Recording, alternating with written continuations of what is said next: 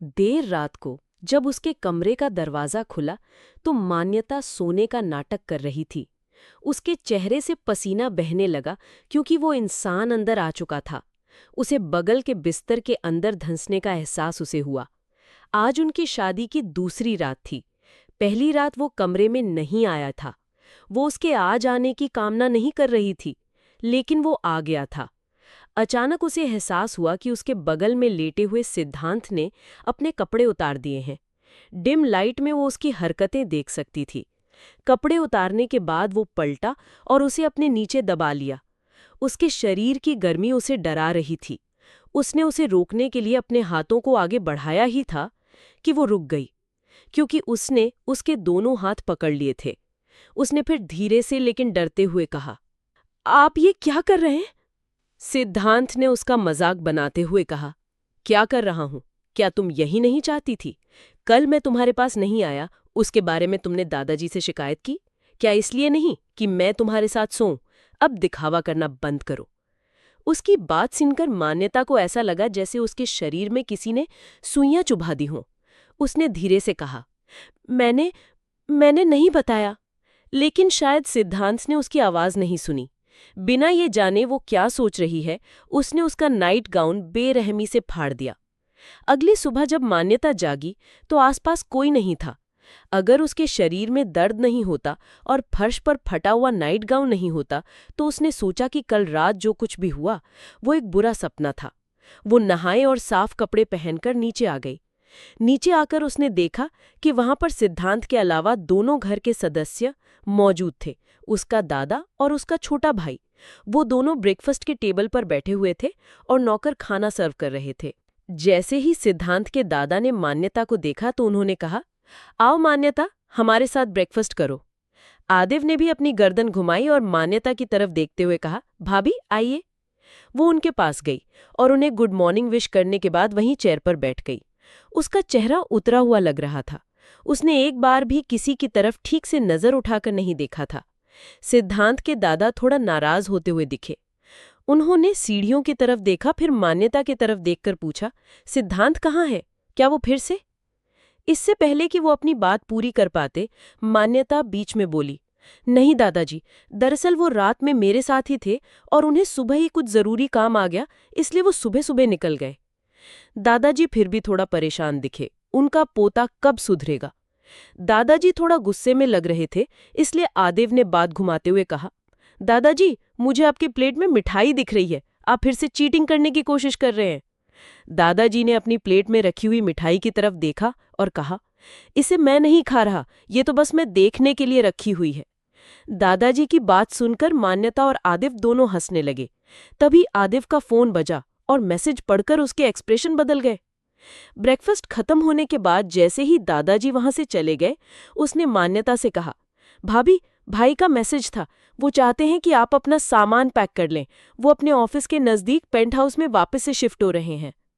मान्यता ने अपनी गर्दन हिला दी। उसने बस इतना कहा, ठीक है।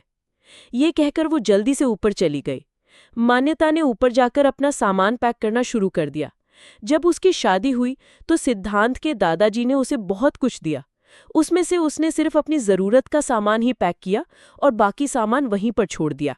नीचे सिद्धांत उसे लेने आ गया था। सिद्धांत ने पेपर से नजरें हटाए बिना जवाब दिया, ऑफिस से विला बहुत दूर है, मैं सिर्फ आने जाने में अपना वक्त बर्बाद नहीं कर सकता। दादाजी कुछ नहीं बोल पाए। सिद्धांत और मान्यता पेंट हाउस के लिए निकल गए। पूरे रास्ते सिद्धांत ने उससे कोई बात नहीं की। जब वे आखिरकार पेंट हाउस पहुंचे तो मान्यता मायूस दिल के साथ अंदर आ गई। रात को डिनर के बाद हाउसकीपर ने झिझकते हुए उसे बर्थ कंट्रोल पिल्स दी और कहा, सर ने आपको ये खाने के लिए कहा है। मान्यता का जैसे गला सूख गया। बिना कुछ कहे पिल्स लेकर वो उन्हें निगल गई और तुरंत अपने कमरे में चली गई। उसके बाद 1 महीना बीत गया और उसने सिद्धांत की शक्ल तक नहीं देखी थी। वो एक दिन भी वहां वापस नहीं आया था। एक दिन वो टेरेस पर टहलने गई थी, तब सिद्धांत के दादाजी का कॉल आया। उन्होंने बताया कि उसे और सिद्धांत को इस रविवार एक पार्टी में आना है। मान्यता ने हाँ कर दी, लेकिन उसे नहीं पता था कि सिद्धांत को कैसी बताएगी। उसी दिन वो अपनी दोस्त सृष्टि से मिलने गई। सृष्टि ने उसे दुखी देखकर कहा, अगर तुम वहां खुश नहीं हो तो अलग हो जाओ, वो इंसान तुम्हारे लायक नहीं है। मान्यता ने धीरे से कहा, वो 1 महीने से घर नहीं आया है। उसने कहा है कि वो मुझसे नफरत करता है और मुझे अपनी पत्नी नहीं मानता। सृष्टि गुस्से में बोली, क्या तुम अभी भी उसके प्यार में पागल हो? वो इंसान तुम्हें कुछ नहीं समझता। उसे नहीं फर्क पड़ता कि तुम मरो या जियो। मान्यता ने एक मोमोज उठाने से पहले उसे काफी देर तक घूरा, जैसे वो कुछ याद कर रही हो। सृष्टि की बातें उसके दिल में चुभ रही थीं, लेकिन वो जानती थी कि वो दादाजी को निराश नहीं कर सकती। घर लौटकर उसने हिम्मत जुटाई और हाउसकीपर से पूछा, क्या मुझे सर का नंबर मिल सकता है? दादाजी ने उन्हें एक पार्टी के लिए बुलाया है। हाउसकीपर ने झिझकते हुए नंबर दे दिया। कांपते हाथों से मान्यता ने सिद्धांत को कॉल किया। कौन? दूसरी तरफ से एक ठंडी और रूखी आवाज आई। मैं मान्यता, उसने धीरे से कहा। एक पल की खामोशी छा गई। क्यों फोन किया है? सिद्धांत की आवाज में चिढ़ साफ थी। दादाजी ने रविवार को एक बिजनेस पार्टी में हम दोनों को बुलाया है। मैं नहीं आ रहा, उसने सपाट जवाब दिया। प्लीज, मान्यता की आवाज भर आ गई। दादाजी को बुरा लगेगा, हम बस थोड़ी देर के लिए चल सकते हैं। सिद्धांत कुछ देर चुप रहा, शायद दादाजी का ख्याल करके। ठीक है, तैयार रहना शाम 7 बजे। और हाँ, वहां ऐसे बर्ताव करना जैसे हम एक दूसरे को नहीं जानते। फोन कट गया। रविवार को मान्यता ने एक साधारण लेकिन सुंदर नीले रंग की साड़ी पहनी। जब सिद्धांत उसे लेने आया तो उसने एक पल के लिए उसे देखा। उसकी आंखों में कोई तारीफ नहीं थी, बस एक अजीब सी खामोशी थी। पार्टी में सिद्धांत अपने बिजनेस पार्टनर से बात करने में व्यस्त हो गया और मान्यता अकेली खड़ी रही। तभी सिद्धांत का एक प्रतिद्वंदी, मिस्टर वर्मा, उसके पास आया। तो आप हैं मिसेस सिद्धांत रायजादा? मिस्टर वर्मा ने व्यंग्यात्मक मुस्कान के साथ कहा। सुना है आपकी शादी बड़ी अजीब परिस्थितियों में हुई है। लगता है रायजादा परिवार पर आपने कोई जादू कर दिया है। मान्यता का चेहरा पीला पड़ गया, लेकिन उसने खुद को संभाला। इससे पहले कि वो कुछ कहती, सिद्धांत वहां आ गया। उसका चेहरा गुस्से से लाल था। मिस्टर वर्मा, अपनी हद में रहिए, सिद्धांत ने ठंडी आवाज में कहा। अरे रायजादा, मैं तो बस सच कह रहा था। आखिर एक साधारण नर्स की बेटी। मिस्टर वर्मा अपनी बात पूरी कर पाते उससे पहले मान्यता ने शांत लेकिन दृढ़ आवाज में कहा, मेरी माँ एक साधारण नर्स थी, ये सच है। और उन्होंने अपनी जान की परवाह किए बिना दादाजी को बचाया था, ये भी सच है। कुछ लोग रिश्तों को पैसे से तौलते हैं मिस्टर वर्मा, और कुछ लोग त्याग और सम्मान से। मुझे गर्व है कि मैं उस माँ की बेटी हूं। वहां मौजूद सभी लोग चुप हो गए। मिस्टर वर्मा का चेहरा शर्म से झुक गया। सिद्धांत अवाक होकर मान्यता को देख रहा था। उसने आज तक मान्यता का ये रूप नहीं देखा था। जिस लड़की को वो कमजोर और लालची समझता था, उसने आज पूरे आत्मविश्वास के साथ उसके परिवार की इज्जत बचाई थी। पेंटहाउस वापस आते हुए कार में एक अजीब सी खामोशी थी। ये पहले वाली नफरत भरी खामोशी नहीं थी। सिद्धांत बार बार चोरी से मान्यता को देख रहा था, जो चुपचाप बाहर देख रही थी। पेंटहाउस पहुंचकर जब मान्यता अंदर जाने लगी तो सिद्धांत ने पहली बार उसे आवाज दी, मान्यता। वो रुकी और मुड़कर उसे देखा। आज के लिए शुक्रिया, उसने धीरे से कहा और बिना कोई और शब्द कहे अपनी कार लेकर चला गया। उस रात सिद्धांत सो नहीं पाया। मान्यता के शब्द उसके कानों में गूंज रहे थे। उसने आदिव को फोन किया। भाई, सब ठीक है? आदिव हैरान था। मुझे मान्यता के बारे में सब कुछ बताओ। सिद्धांत सीधे मुद्दे पर आया। आदिव ने उसे सब कुछ बताया।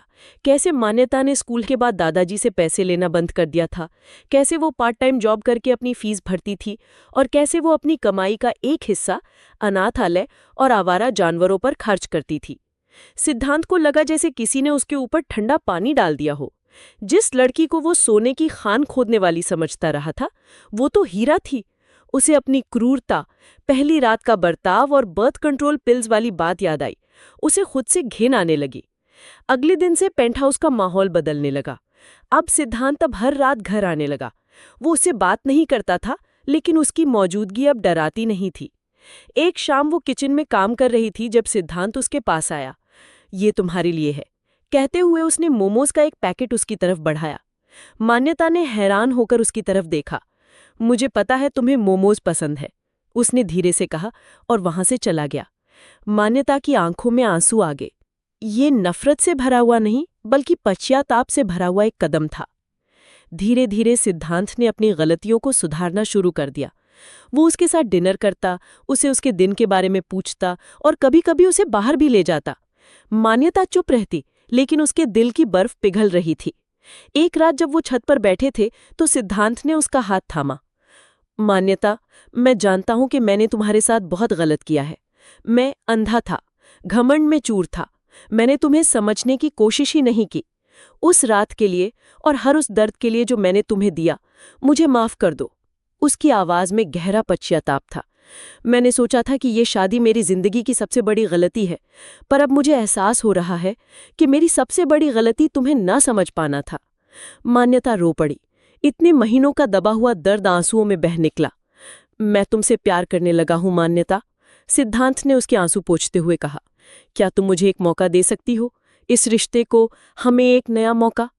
मान्यता ने रोते हुए अपना सिर हिलाया। उसने भी धीरे से कबूल किया। मैं तो हमेशा से आपसे प्यार करती थी। सिद्धांत ने उसे कसकर गले लगा लिया। उस रात दो टूटे हुए दिल एक हो गए। साल बाद रायजादा विला खुशियों से गूंज रहा था। दादाजी अपनी गोद में एक नन्ही सी परी को खिला रहे थे, जिसकी आंखें बिल्कुल सिद्धांत जैसी थी। मान्यता और सिद्धांत हाथ में हाथ डाले उन्हें देख रहे थे। सोचा था ये एक मैरिज मिस्टेक थी। मान्यता ने मुस्कुराते हुए कहा, ये मिस्टेक नहीं, मेरी किस्मत थी। सिद्धांत ने उसके माथे को चूमते हुए कहा, और तुम मेरी सबसे खूबसूरत किस्मत हो। कहानी का अंत एक सुखद मोड़ पर हुआ, जहां नफरत की जगह प्यार ने ले ली थी और एक गलती से शुरू हुआ रिश्ता जीवन भर के साथ में बदल गया था। अगर आपको हमारी FMY पॉकेट स्टोरी पसंद आई हो तो हमारे चैनल को लाइक, शेयर और सब्सक्राइब जरूर करें। Bye bye.